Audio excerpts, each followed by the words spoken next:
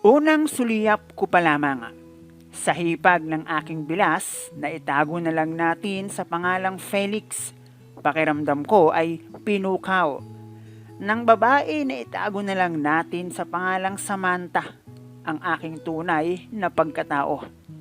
Na mula nang pasukin ko ang buhay may asawa, ay akin ang kinalimutan.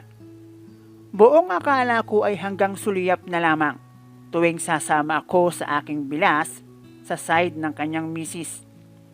Pero hindi ko akalain na magkukross ang aming landas sa isang kumpanya kung saan ay isa akong supervisor. Gumawa ako ng paraan nang makita ko si Samantha habang nag-a-apply. Bagay na bilang isang tao na mayroong posisyon sa kumpanya ay hindi mahirap gawin. Nagtagumpay ako sa aking naisip at naging parte siya ng linya na aking nasasakupan. At ang lahat ay tila isang perpektong plano na nauwi sa paghigop.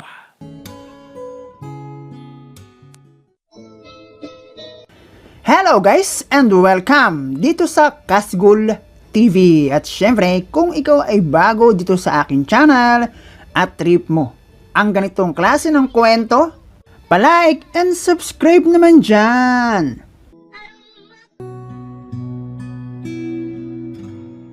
Party at syempre kasama na ang bebot na makatapos ako ng 4 na taon sa aking napiling kurso at magkaroon ng maayos at may benepisyong trabaho sa unang pagkakataon. Itago mo na lang ako sa pangalang Bernard, 45 years old, butihing ama ng 3 puro pasaway na anak, 1 babae at 2 lalaki, mapagmahal at huwarang asawa para naman sa aking misis na isang negosyante. Tulad din ng ibang nakatapos ng pag-aaral, tulad nila ay hindi rin madali ang aking pinagdaanan. Dahil bukod sa lumaki ako sa aking lolo at lola, ay lumaki kong ama lamang ang meron. Tapos nagtampo pa ata sa bigas noong mategi di umano ang aking ina habang nagli-labor sa dapat sana ay aking kapatid. 8 magkakapatid sina Papa at si Papa ang panganay. Simula sa aking pag-aaral ng elementary ay medyo kamoting kahoy na ang aking naranasan. Probinsya kasi ang aking pinagmulan at kailangan kong lakarin ng bitbit ang sapatos o tsinelas. Tumawid ng ilang sapa bago ko pa marating ang school. At pag minamalas-malas ka pa ng konti, ay papasok akong Dalmatian ang aking puting polo. At syempre, dahil wala namang pagkukunan ng pera ang aking lolo at lola, ay madalang pa sa pag-usbong ng mushroom kung ako ay maabutan ng baon. At mga pagkakataon na kung ano ang aking inalmusal, karugtong na noon ang aking baon para sa tanghali. Elementary pa lang iyon, mas matindi pa noong ako ay mag-high school at noong college. College na hindi lang kilay ang aking sinunog. Pero hindi ko naman sinasabing ako na yung may pinakamahirap na sitwasyon. Dahil alam ko naman na mayroong mga hindi nakapag-aral. Pero syempre, tayo kasi ang gagawa ng ating kapalaran at gustong maging in the future. Ako naman ay nag-share lamang ng aking pinagtagumpayan at napanalunang mga laban. Noong mag-high school naman ako, although naaabutan naman ako ng ilan sa aking mga tiyo at tiya na merong kaya sa buhay, pero mas pinili ko pa rin ang humanap ng pagkakakitaan. Ang hirap din kasing humingi o humiram ng pera sa taong hindi ko naman tunay na magulang. Lalo tulad ni Papa ay meron din silang mga anak. Kaya kadalasan ay absent ako ng Friday. Nagtatrabaho na ako noon lalo na kung merong parating na bayarin. At hindi sa pagyayabang mga ganoong edad ko. Pagdating sa pera magulang na akong mag-isip. Para na akong maiiyak noon kapag hindi ko alam kung saan ako kukuha ng pera. Maigi na lang at meron akong mga teacher na nakakaintindi ng aking sitwasyon. At ayun, nakatapos ako ng high school na ni isa. At kahit man lang lata nakalawangin, walang nakasabit. Noong ako ay mag-college, na akin pang pinag-isipan ng mabuti. Dahil kung noong high school nga, nangamote na ako. E di lalo na pag-college. Tapos noong mag-inquire pa ako, babayaran pa lang bawat semester. E talagang nakakalula. At naisip ko pa na malaking halaga din kung sa loob ng 4 na taon ay aking iipunin na lang ang aking ibabayad per semester.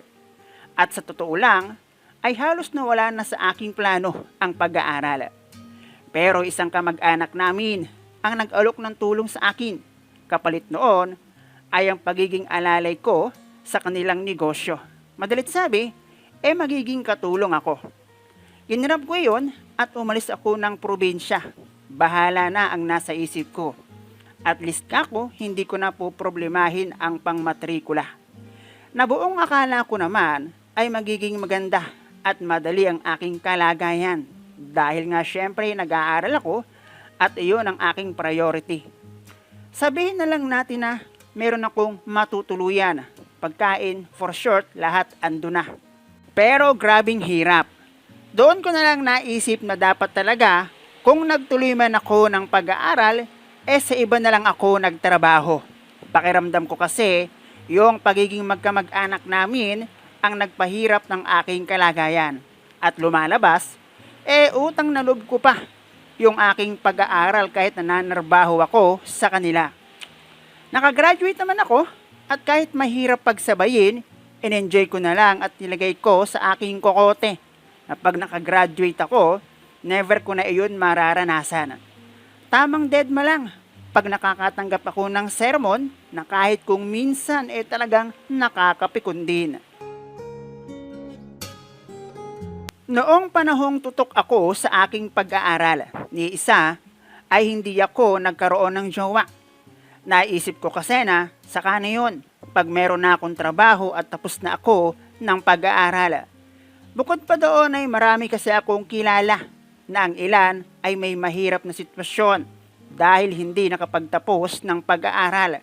Kung hindi nabuntis nakabuntis sa babae at lalaki. Na para bang noong magkaroon ng jowa, na-distract ang pag-aaral at hindi na-manage ng maayos. Noong makagraduate ako, hindi ako agad umalis sa poder ng taong nagpaaral sa akin. Alam nyo na, sa loob ng 4 na taong iyon, bukod sa aking in-enjoy ang bawat paglipas ng araw, ay mas lalo pa akong naging mature. Naisip ko na, nga't pinalitan ko ng serbisyo ang kanilang pagpapaaral sa akin. Pero ni minsan kasi ay hindi ako nagkaproblema ng pambayad sa school. At nagsabi talaga ako na tutulong muna ako sa taong nagpaaral sa akin sa loob ng ilang buwan hanggang may pumalit sa akin. Sa isip ko, mas maluwag na ako noon at hindi na rin ako pressure dahil hindi na ako nag-school. Tsaka kabisado ko na ang galawan sa trabaho. At pakiramdam ko rin, noong makagraduate ako, nag-iba ang tingin sa akin ng mag-asawa na nagpaaral sa akin. At noong magpaalam ako makalipas ng ilang buwan, ay nagkaiyakan pa kami ni tita at humingi ng pasensya sa mga pagkakataong grabe sila sa akin. At ang malupit, nag-abot pa ng pera sa akin si tita. Hindi na ako magsasabi ng pangalan at ang pera, gamitin ko sa pag-iipon ng requirements. At huwag ko raw kalimutan ang sila ay bisitahin. Umuwi ako ng probinsya sa mga taong nagpalaki sa akin, ang aking lolo't lola, na siyang naging pundasyon kung paano ako lumaki. Naghanap muna ako ng trabaho kung saan pwede akong magstay in dahil wala akong tutuluyan at ayoko nang makisabit pa sa kamag-anak. Nag-ipon ako ng pera na may konting party-party kapag sahod. At ayon, nagsimula na rin akong lumantak ng special na putahe. At nang makita ko na magastos ang ganoong style, doon ako nagsimulang manligaw ng babae. Total, pag may jowa ka naman ganoon na rin, mas matipid pa. Lalo na kung pareho kayo na may trabaho. Nagsimula akong makipagrelasyon. At noong mag-apply ako ng factory, ang mga ina-applyan ko magagandang pwesto. At alam kong angat ang sahod sa iba. Nasa linyahan ako ng assistant to supervisor. 5 kumpanya ang aking pinanggahingan. Pag hindi ko nagustuhan ang palakad, kahit regular umaalis ako at naghahanap ng bago. At sa 5 kumpanya na iyon, hindi lang yung trabaho ang aking pinag-ayos, kasama na doon ang pakikipagrelasyon. At kung may ilang bebot na rin ang aking nakasama sa iisang boarding house at masasabing live-in pansamantala. Kadalasan kasi ng aking mga gino-jowa, mga taga-probinsya rin na tulad ko. Yung tipong pag umuwi sa kanila, makabalik man, swerte na. Pero syempre, pagdating sa husay sa pakikidigma, masasabi kong pag inabot ka na ng spirito ni Pulantropo, lahat magagawa mo. Yung kahit ni minsan sa buong buhay mo, di mo naisip, kaya mo pala. 26 years old ako nang makatagpo ng kumpanya na tingin ko ay sakto sa aking panlasa. 29 years old ako nang makaisip na magseryoso sa buhay at masasabi ko na ang taon kung kailan pagdating sa kabulastugan, sawa na rin ako. Doon na rin ako nakaisip humanap ng bahay na kung aking huhulugan ay mapapasa akin ng titulo. At makalipas pa ang ilang taon, ay nagkaroon ako ng asawa na isang negosyante. 2 silang magkapatid, parehong babae, at asawa ko ang panganay. At syempre, hindi man gaanong kagandahan pero panalo sa pangangatawan. Babae man pero marunong sa buhay, at sa edad ay lamang-lamang ako ng 2 taon. 33 years old ay ganap na akong tatay at tumanggap ng promotion na isang hakbang mula sa aking inaplayan na assistant supervisor sa isang kilalang company dito sa Laguna. Taon din akong nanahimik pagdating sa kalokohan at nag-focus sa kung paano ang kinabukasan ng aking mga anak ay hindi matulad sa akin. Bahay-trabaho, trabaho-bahay, Sunday family. Focus lang sa nag-iisang lagusan patungo sa silid ng kaluluwa at panahon. Pero, ang aking pananahimik ay pansamantalang nabulabog ng aking masilayan si Samantha, na isang 21 years old, walang anak, pero merong asawa. Bihira akong sumama, lalo na pag alam ko na ang pupuntahan ay merong kasiyahan. At sa totoo lang, ay napilit ako ni Bilas. Piyesta noon at ang sabi sa akin ni Felix ay handa ang aming ipupunta at hindi alak. Pumayag naman si Mrs. lalo't ang nag-iisa niyang bayaw ang yumaya sa akin at kasama naman ang aking hipag at pamangkin.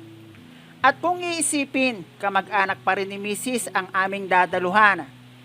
Pero habang pinapatos namin ni Felix ang iba't ibang luto, umagaw ng aking pansin ang isang binibini na may hawak ng mikropono. Bukod sa magandang boses, ay ang maganda rin niyang itsura at doon palang busog ka na. Mas mababa kay Mrs. Bagay na dream height ko para sa isang babae. At aminado akong tinamaan ako sa kanya. At ang babae ay kilala ni Felix, samanta ang pangalan. 2 taon ng kasal pero wala pang anak. Nagkatawanan pa nga kami ni Bilas dahil dugtong niya mahina yung napangasawa. Sayang yan, Nas, ang nasabi ko pa. Wala may mga asawa't anak na tayo. Ipaubayan na lang natin yan sa iba. Wika ng Bilas kung si Felix. Pero hindi ko akalain na magkocross ang aming mga landas sa isang kumpanya kung saan ay isa akong supervisor. Gumawa ako ng paraan nang makita ko si Samantha habang nag-a-apply, bagay na bilang isang tao na mayroong posisyon sa kumpanya ay hindi mahirap gawin. Natanggap si Samantha sa aming company at ako mismo ang kumuha sa kanya sa lobby noong araw nila ng deployment. Syempre, hindi niya ako kilala at ang alam lang niya ay kanya akong supervisor na dapat sundin. Naging close sa akin si Samantha, lalo na nang sabihin kong kailangan pa namin ng regular. Siguro kinagat din niya ang aking kung minsan ay pambobola. Siguro, naisip rin niyang kung ako ang kanyang totropahin, malaki ang tsansa na siya ay magkaroon ng regular na trabaho. Pero syempre, dapat maging karapat-dapat siya sa pwestong iyon.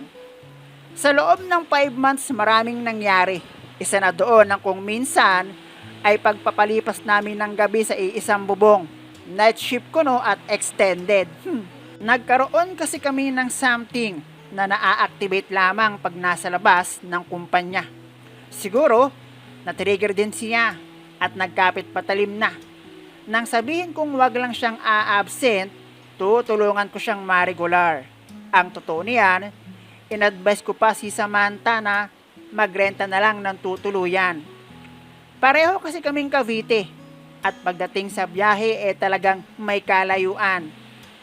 Desidido naman akong gawan siya ng magandang rekomendasyon, lalo't mahusay talaga siya. Mapatrabaho man o kuwan, talagang siya yung maaasahan.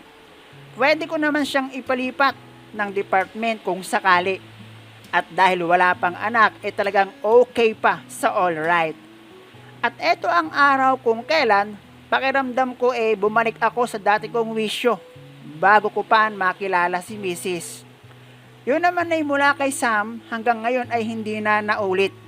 Kaya okay na rin na hindi na regular si Samantha sa amin. Hindi kasi siya nakinig sa akin. Ewan ko baka kailangan talagang mangyari o magsekripisyo ang isa sa amin. Bago pa kasi kami gumawa ng milagro, ay alam ng bawat isa sa amin na kapwa kami merong pananagutan. Na aksidente ang kanyang sinasakyan habang papasok ng trabaho. Hindi na nga iyon nakabalik trabaho. Pero kung bumalik siya after makarecover, kaya ko pang gawa ng paraan pero ang ma-regular ay malabo na. Ayos din, higop sabaw talaga. Mala-artistahin kasi. Sabi ko pa nga, bakit kung kailan ako umidad at may pamilya, saka kami nagkakilala. Hihi! Wasak na naman ang boses. Ayun, so ingat kayo mga minamahal kong tagapakinig at mambabasa. So may bagyo. Ingat-ingat ng lahat. Peace out.